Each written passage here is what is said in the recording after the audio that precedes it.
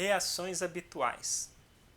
Por estarmos falando de um jogo que oferece a possibilidade de praticarmos a nossa escuta ativa a partir da contação de histórias, escutando as histórias dos outros ou contando as nossas próprias, pode rolar em diversos momentos uma identificação. E quando rola uma identificação com a história do outro, muitas vezes a gente abraça a história como nossa. E quando abraçamos a história como nossa, porque já passamos por isso anteriormente ou porque achamos que temos experiência sobre o assunto, pode ser que a gente saia do papel de escuta e entre em vários outros comportamentos que podem ser danosos ou, poderia dizer, desvirtuar o processo de escuta ativa e de empatia. Vamos falar bem por cima de cada uma dessas possibilidades de reação habitual. Primeiro, dar conselhos. A pessoa começa a contar uma história dela, a gente se sensibiliza por essa história e de repente começa: fulano, mas não é que eu já acho que você poderia fazer assim, assim, assado e resolveria seu problema? Eu estudo sobre isso, eu sei do que eu estou falando, faz assim que você vai ficar melhor, tenho certeza. Se o foco do Grok não é resolver problema dos outros, mas criar um espaço para escuta, que tal a gente suspender um pouco a nossa vontade de dar conselhos, que dentro da comunicação não violenta seria uma estratégia possível, mas que não necessariamente a hora dela é agora, enquanto estamos investigando sentimentos e necessidades, e seguimos jogando. Segundo, interrogar.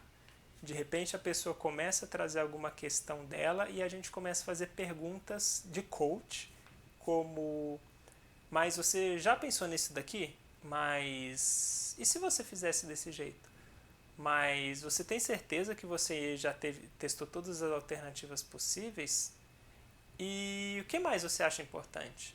E aí a gente começa a fazer uma série de perguntas interrogando, querendo extrair alguma informação da pessoa, e esquece que o nosso foco usando o Grok, pensando nas práticas envolvendo escuta ativa, é em escutar, contribuir para que a pessoa encontre quais os sentimentos e necessidades presentes para ela. Não é sobre tentar levá-la para algum lugar, não é sobre tentarmos construir uma história a partir da história dela, é um processo de acompanhamento do que está vivo para o outro a partir dos sentimentos e necessidades. Tá bagunçado? A gente vai tentar desembolar tudo isso quando falarmos de várias práticas que constam no manual.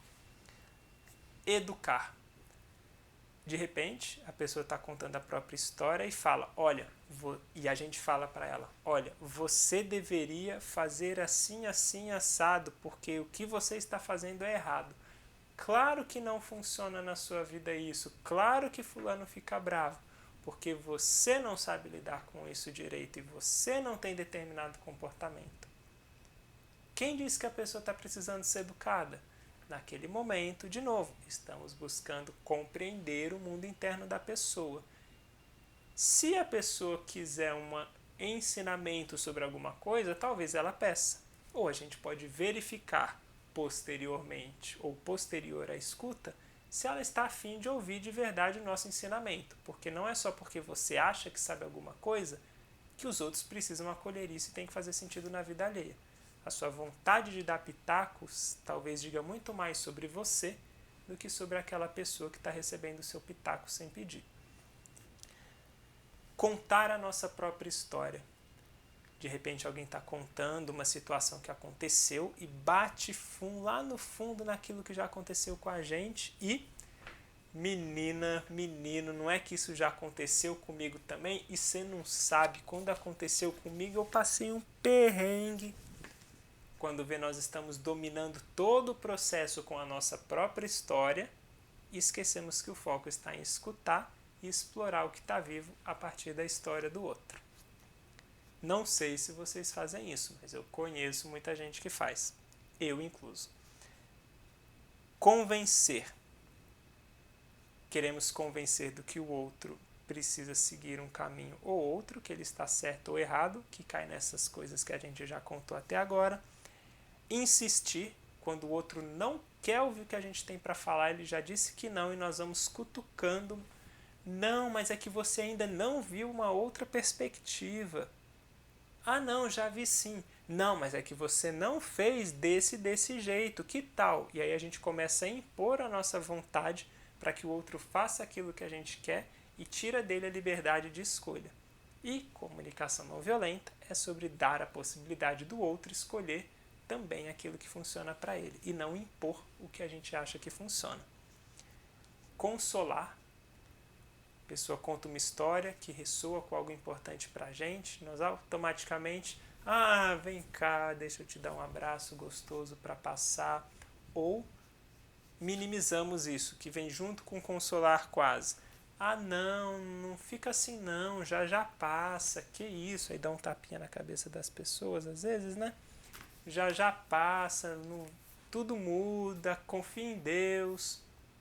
Quem disse que a pessoa está precisando de uma minimização da dor dela? Quem disse que ela está precisando de ser consolada, ela está de fato precisando de um abraço?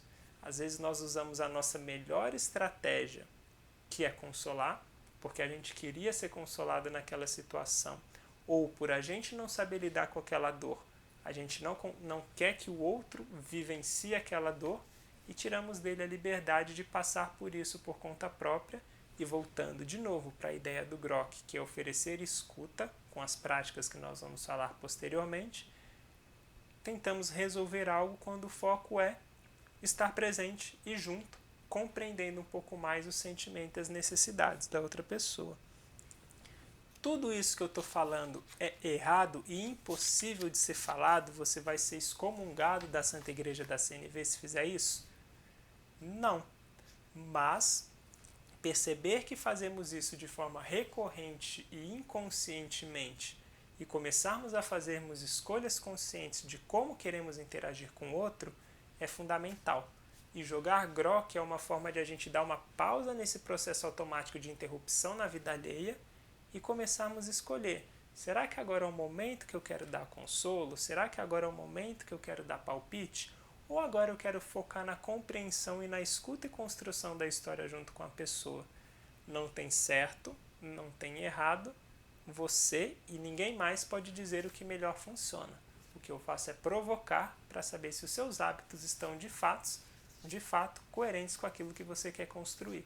Se você acha que tem que cuidar da vida alheia, cuide. Não sou eu que vou dizer que não pode. Mas isso está longe de ser empatia, segundo o conceito de empatia. Até breve.